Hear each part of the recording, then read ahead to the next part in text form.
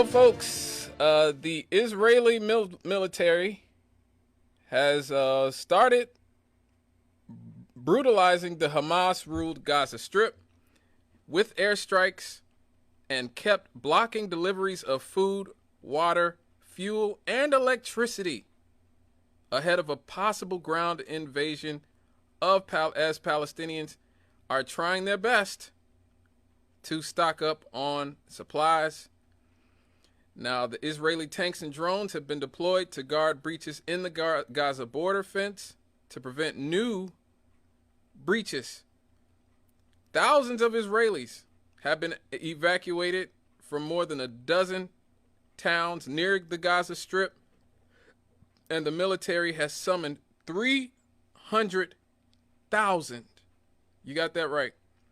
300,000 reservists. A massive and absolutely massive mobilization in such a short period of time.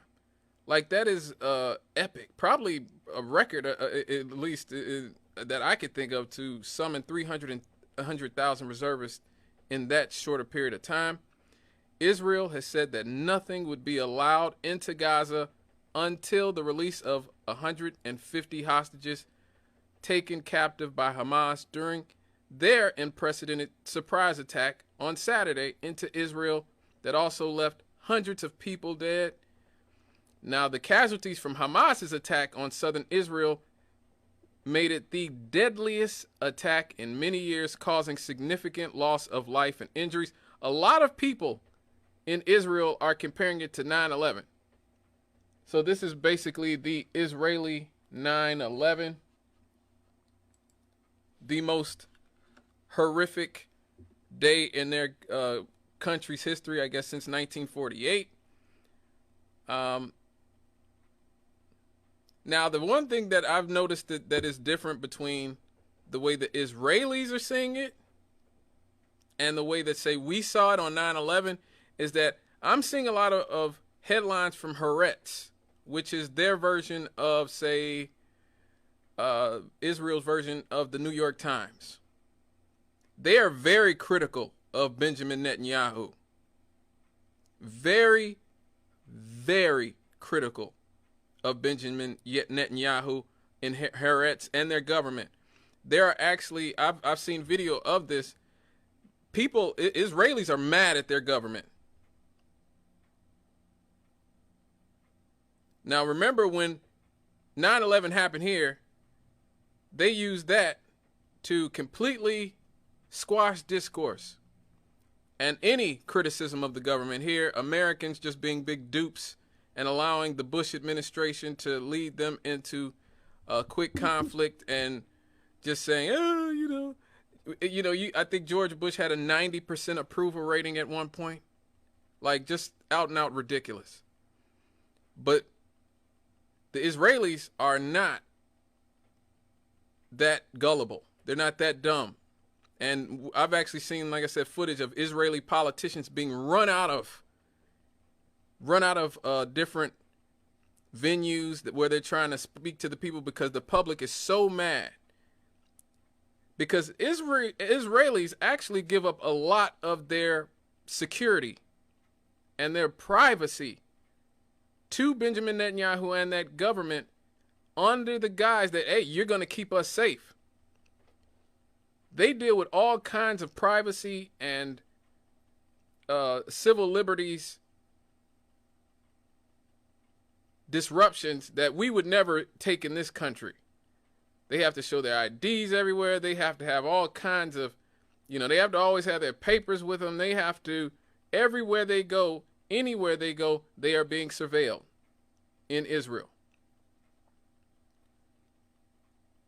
And so they allow the government to do that to them as long as the government keeps them safe. And now that they have failed to do that, Haaretz, their largest newspaper in Israel, is saying a lot. Hey, this is not what we signed up for. We only signed up for this because you said you would keep us safe. You said you would keep us safe. You are not keeping us safe.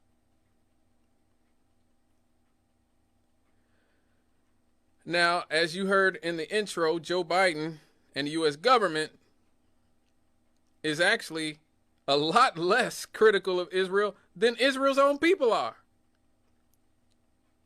Which just goes to show you how compromised our government is by the Israel lobby and AIPAC, who I talk about a lot on this show. If you haven't listened to the show before this, we talk about AIPAC a lot and their influence on our government, Democrats and Republicans. They are equal opportunity sellouts to AIPAC. Now, U.S. Secretary of State Anthony Blinken vowed U.S. support for Israel on Thursday in a meeting with Israeli Prime Minister Benjamin Netanyahu.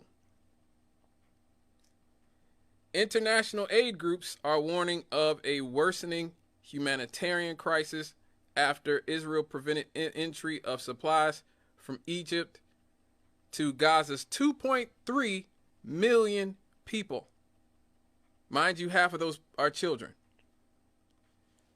The Israeli-Hamas war has claimed about 3,000 lives on both sides since Saturday.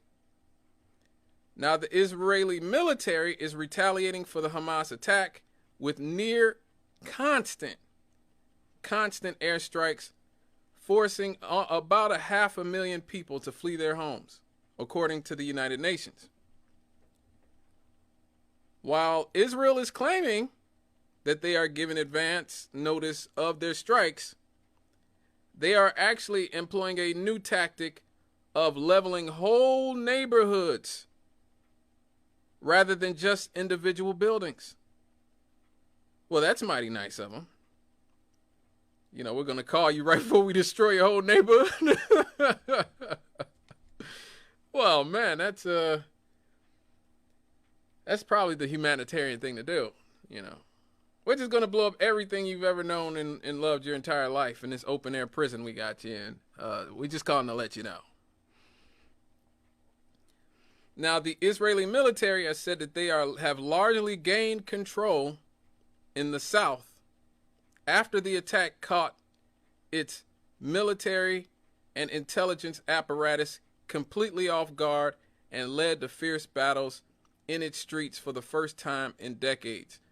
Now, for some context here, Israel's defense, their defense is studied by everybody. Their military and intelligence operations, they train us, our cops. They train our cops over there in things like Krav Maga, which is the Israeli self-defense form of martial arts. I always wanted to, learn Krav Maga. I was like, man, that stuff looks brutal. Like Krav Maga is brutal looking, man. But it will keep you safe in most instances. So their military and intelligence communities are so vaunted around the world. That's one of the reasons why this is so shocking. People are absolutely stunned that this could happen to Israel. Because they are the standard. They are the standard of protection of their people. And that's why I said they allow Netanyahu to get away with being more corrupt than Donald Trump. Like Benjamin Netanyahu is one of the most corrupt politicians on the planet. He is even more corrupt probably than Joe Biden and Donald Trump are. Both of our super corrupt heads of the Democratic and Republican parties. There were just, I believe, 300,000 Israelis in the streets a few weeks ago protesting Netanyahu because he's so doggone corrupt. But the one thing he's had, the one trump card he had, no pun intended, was that I will keep you safe from the Palestinians. I will keep you safe from terrorism. That was the only thing he had.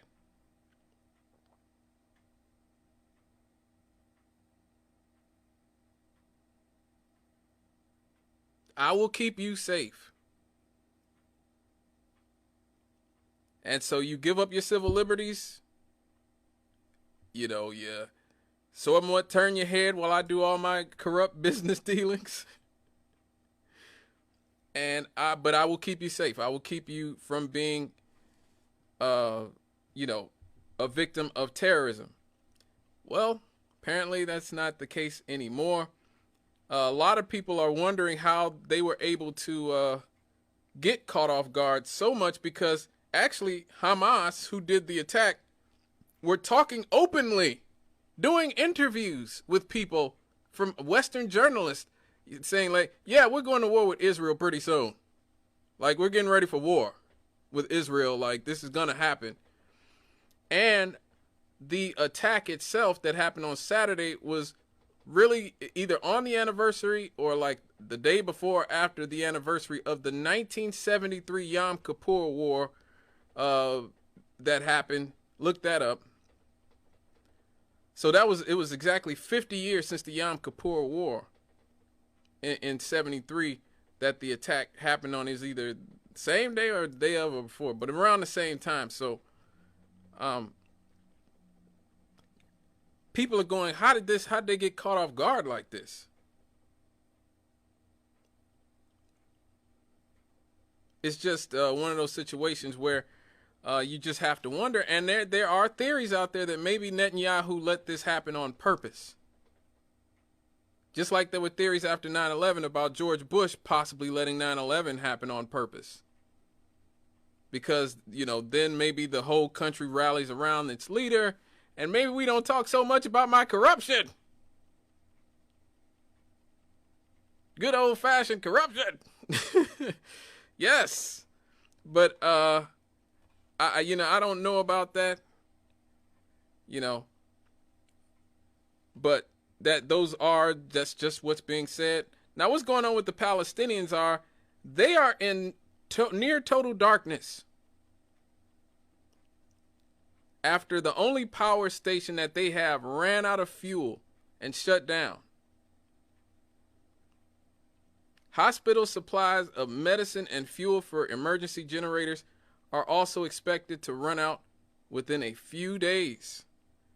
So this is horrific right here, because there are children literally. I mean, it's funny. People are running with that completely unconfirmed story about Hamas beheading Israeli children. Now, I have to warn you that, you know, America and Israel are not above propaganda. I mean, we all remember the fake Kuwaiti nurse who was talking about how Iraqi troops under Saddam Hussein were taking babies out of incubators and were stomping on them and killing them and stuff. And it turned out she actually was the daughter of one of the ambassadors to the United States, and that the whole thing was made up to justify war in Iraq. Remember that? There's no proof that Hamas is beheading Israeli babies in the hospital. No proof of that whatsoever. There's not been any pictures of any babies with their heads cut off yet. Not one. But there are thousands of pictures of Palestinians' kids' head being blown off over the years. You can see that anywhere, from any era, 2005, 2015, probably 2025, the way this war is looking.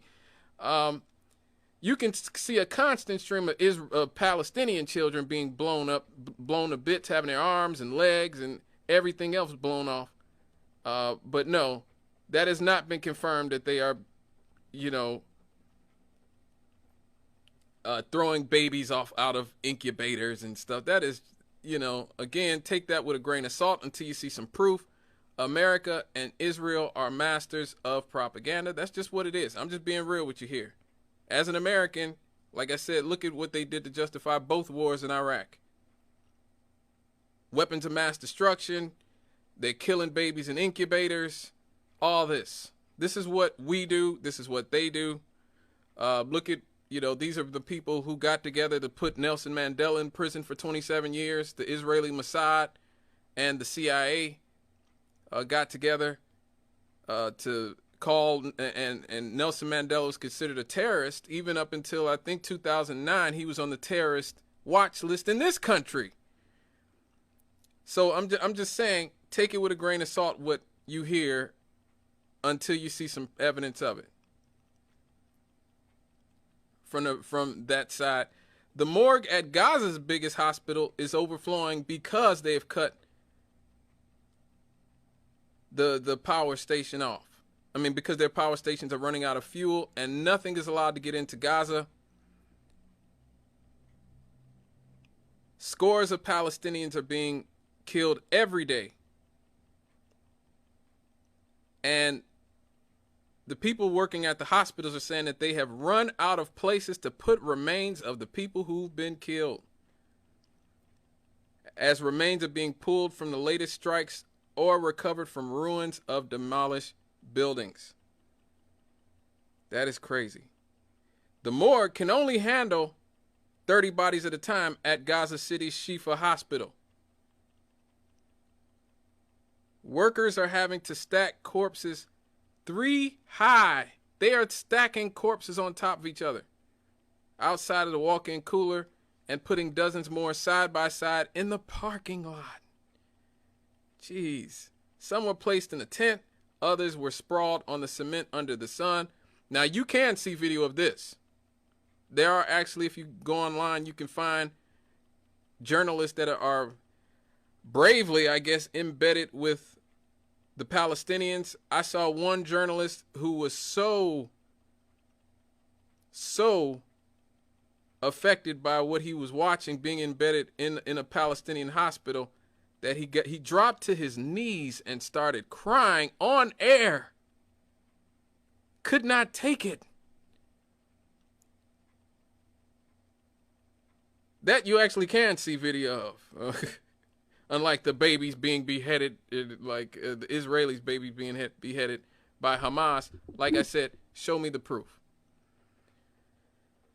Internet connectivity in Gaza City has been below 20% since Tuesday, according to analyst Doug Midori of the network monitoring firm Kinteek Inc., whose data show outages began Saturday morning. He said that the internet provider in Gaza told him that the Israel airstrikes cut fiber optic cables. Wow. So there is nothing going into Gaza and nothing going out, including information in a lot of instances, or at least very little if you're at 20% or below. Now, how is Benjamin Netanyahu handling this? He is telling Israel that they are at war. He has called, like I said, 300,000 army reserves. He is warning that Israel is entering a long and difficult war. They are retaliating with airstrikes and, as I said, cut off electricity, fuel, and goods to Gaza. They got us with them. Biden has declared his unwavering support for Israel,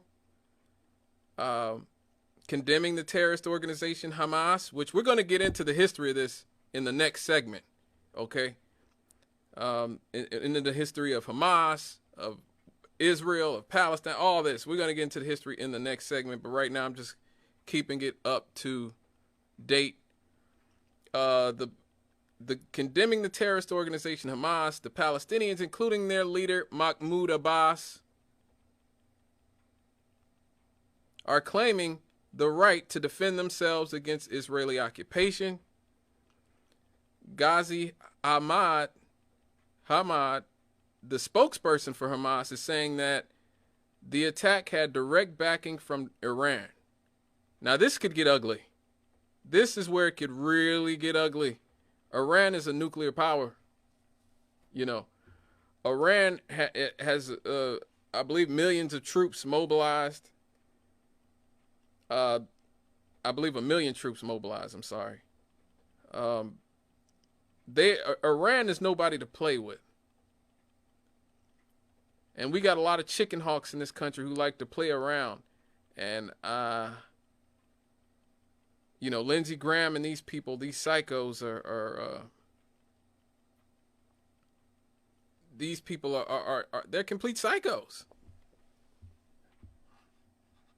You know, this is Nikki Haley talking about what we need to do. Again, somebody who's not going to go to war. But let's step back, because I want the American people to kind of take this in for a second. Just imagine that here the Israelis woke up and communities were bombarded, families were murdered, women and children were taken hostage, dragged through the streets, the elderly were taken.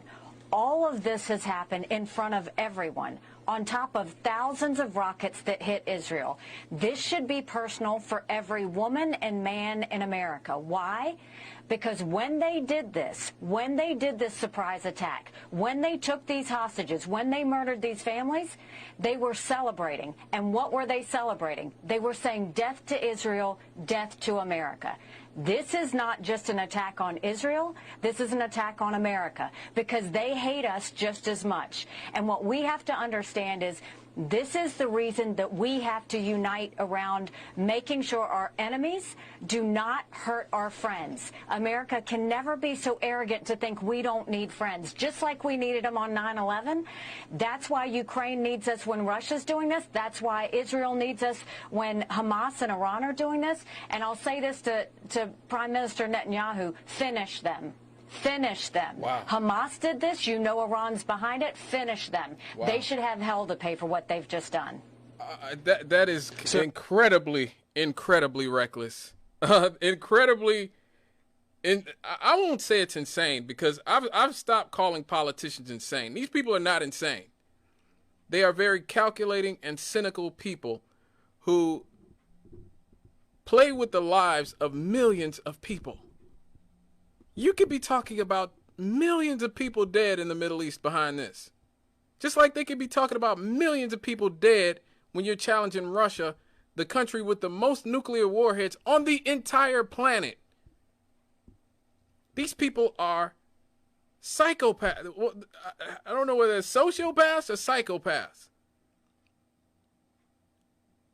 Nikki Haley is somebody who will say anything to get what she wants and get to where she wants.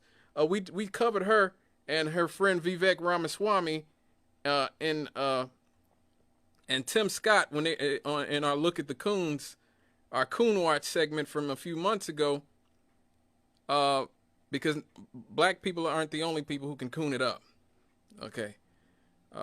And we saw that, like, Nikki Haley is a very cynical actor. This is a woman whose father taught at a HBCU, but yet she's hostile towards acknowledging racism. The only reason that you are here is because you benefited from spaces that were supposed to be for black people.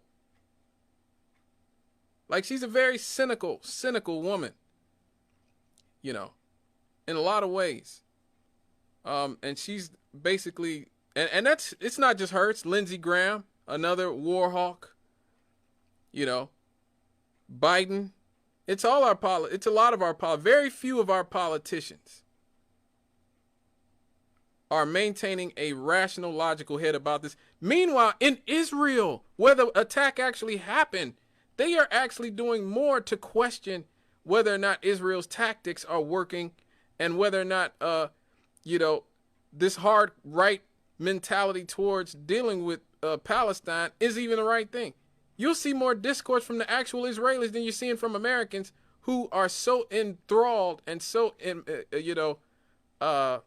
love with AIPAC money that they are willing to essentially risk the destruction of the entire Middle East, and probably a lot of Americans dead as well. You know, because it looks like World War III is shaping up. And you better believe tens of millions of people are going to die if that happens. So we definitely have to do something about our politicians here and how reckless and irresponsible they are with their rhetoric. Now, the United Nations are actually expressing deep distress over Israel's decision to impose a complete siege on Gaza. And they are calling for international support for urgent humanitarian aid. Israel's total siege on Gaza, which includes cutting off all the air and cutting off all the food and electricity and water, is a violation of international law. This is a violation of international law, according to the UN. This situation is extremely dire and only expected to get worse. The UN High Commissioner for Human Rights, Volker Turk, is telling everybody involved to defuse this situation and respect the dignity and lives of the people in Gaza. So mind you, what Israel is doing right now is being condemned by the entire international community.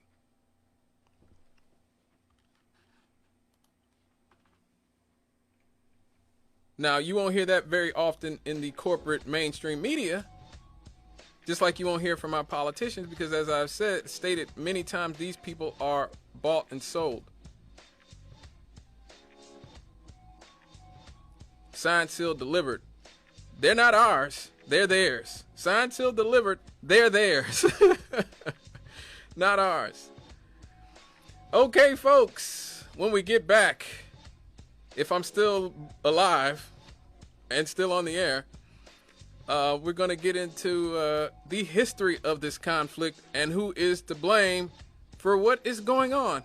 I'll give you a hint. It's the British. We'll be right back after these.